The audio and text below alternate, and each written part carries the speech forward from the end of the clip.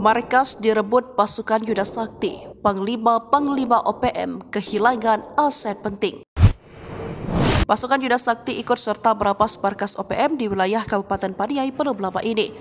Ternyata bukan hanya itu saja, aset penting milik organisasi separatis tersebut yang berhasil disita militer Indonesia. Mengutip situs Puspon TNI, penggerebekan di markas OPM wilayah Sorong Raya ini tidak mudah. Pasukan Yuda Sakti yang menemukan bangunan diduga markas OPM disambut dengan hujan tembakan.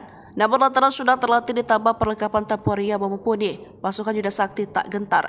Di bawah komando Sertu Dega Chandri Valanda dan Sertu Dimas Nur Halim Pardosi, pasukan Yuda Sakti meladeni baku tembak 4 anggota OPM. Bermodal 3 pucuk senjata api jenis rakitan, keempat anggota OPM berlarian sambil menembak.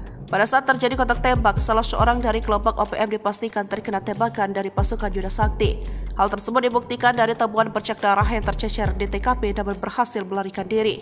Perlu diketahui bahwa sebagian besar bersenjataan kelompok OPM yang berada di wilayah Sorong Raya diperkirakan sampai dengan saat ini masih menggunakan senjata api rakitan.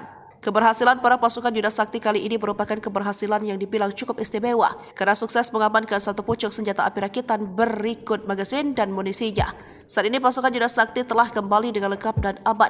Ini merupakan bukti keseriusan dari komitmen Satgas Yonif 133YS dalam menjalankan tugas dan amanah yang diberikan negara untuk menumpas OPM di Papua.